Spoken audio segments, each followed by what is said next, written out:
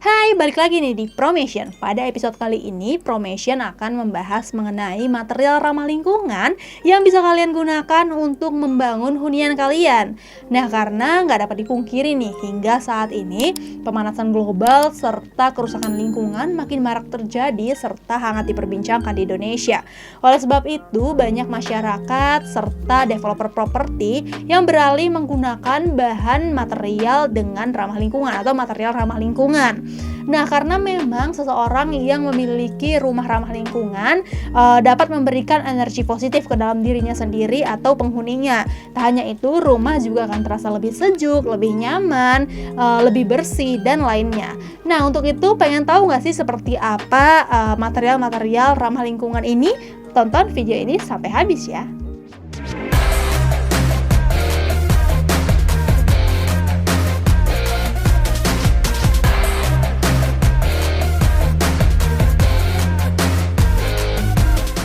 Nah, yang pertama adalah bambu. Material bambu ini sudah terkenal sejak ribuan tahun lalu dari berbagai kalangan di seluruh dunia, termasuk di Indonesia. Banyak pula orang-orang di Indonesia ataupun arsitek di Indonesia yang beralih menggunakan material bambu untuk membangun sebuah hunian.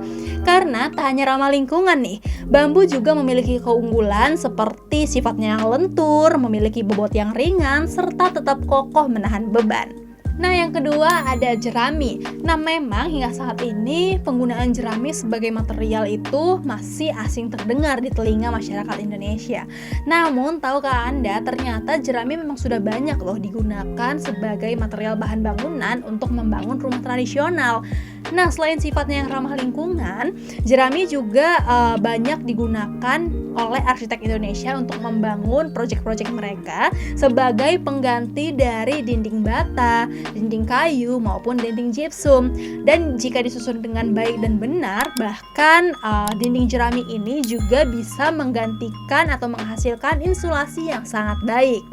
Tak hanya itu, penggunaan jerami juga tergolong murah dan juga berkelanjutan karena sifatnya yang cepat tumbuh di alam bebas. Nah, material ramah lingkungan yang ketiga adalah hemcrete. Hemcrete sendiri merupakan beton yang terbuat dari serat tanaman hem atau rami. Nah, serat tanaman tadi diambil lalu dicampur dengan kapur untuk membentuk sebuah beton yang kuat dan juga berbobot ringan. Nah, walaupun bobotnya ringan, namun hemcrete ini dipercaya dapat menahan beban yang berat loh. Jadi, jika kalian menggunakan hemcrete ini sebagai bahan bangunan, untuk pembangunannya sendiri akan sangat mudah karena memang hemcrete ini mudah diaplikasikan, berdaya tahan lama, ringan, dan juga tentu saja ramah lingkungan.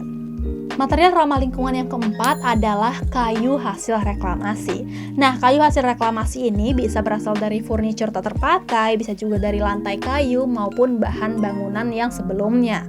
Nah, untuk kayu dari material-material ini bisa banget nih kalian gunakan kembali sebagai bahan bangunan yang baru atau juga sebagai bahan untuk renovasi rumah. Nah, beberapa jenis kayu sendiri masih memiliki sifat yang kokoh dan dapat digunakan kembali serta kuat loh. Nah, yang kelima atau yang terakhir adalah material miselium, yang mana miselium ini memang masih asing terdengar ya di telinga kita. Nah, miselium ini sendiri adalah material bahan bangunan yang terbuat dari jamur. Nah, miselium ini sendiri biasanya bisa tumbuh di bahan organik lainnya. Setelah dipanen, jamur-jamur ini akan dikeringkan lalu akan dibentuk menyerupai sebuah bata. Dan nantinya, bata ini bisa digunakan sebagai bahan bangunan Anda. Tentu saja ramah lingkungan kan?